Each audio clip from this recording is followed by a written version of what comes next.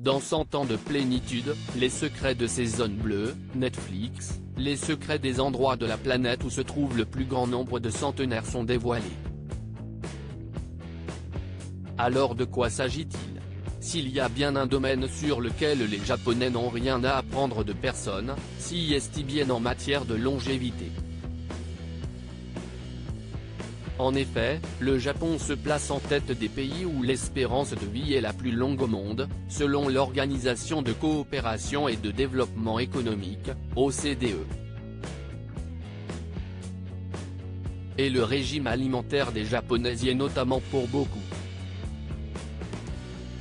Mais les Japonais ne sont pas les seuls sur le podium de la longévité et depuis les années 1990, le journaliste américain Dan Buettner étudie les habitudes de vie des habitants des 5 zones du monde ayant les plus fortes concentrations de centenaires.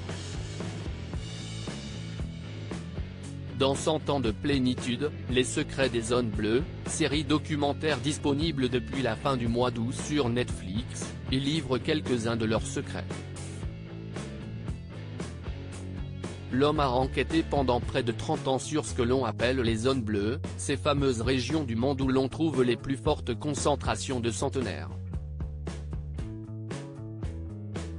Pour comprendre et identifier les facteurs qui favorisent cette espérance de vie si importante, il s'est rendu dans ces zones bleues, en Sardaigne, au Japon, en Grèce, en Californie et au Costa Rica. Regroupant ainsi des centaines de recherches scientifiques à propos du régime alimentaire, des conditions géologiques ainsi que de l'histoire de populations y habitant.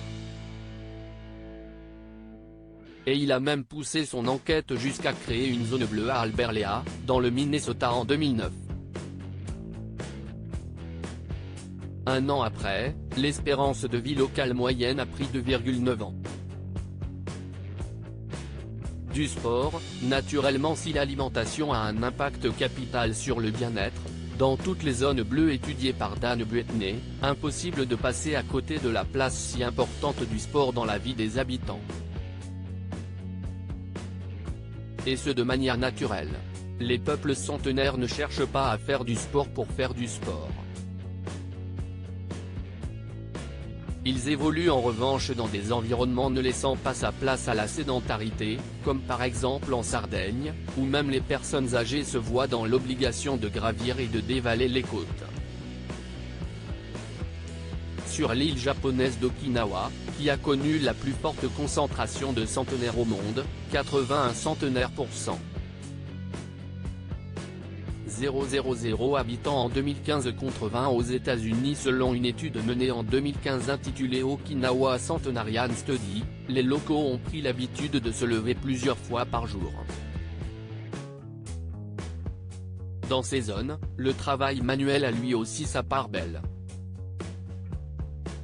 L'agriculture, le jardinage ou encore à la cuisine, sont des sources d'activité physique.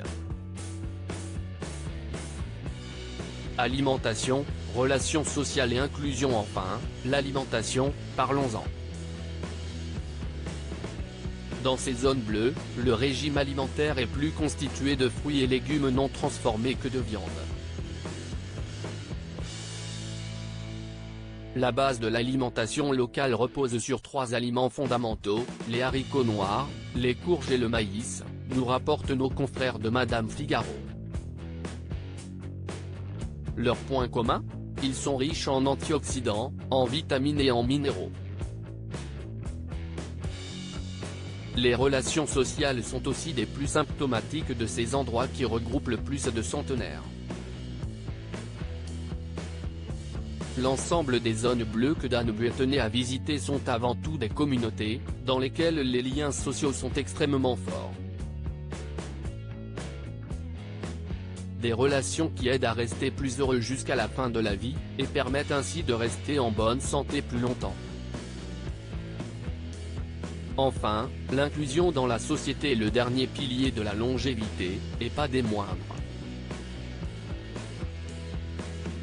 En effet dans ces zones bleues, même lorsqu'elles sont âgées, les personnes ne se sentent pas exclues. Il n'existe pas de séparation entre personnes actives et retraitées. car la rupture entre les deux peut souvent avoir des conséquences néfastes sur l'être exclu.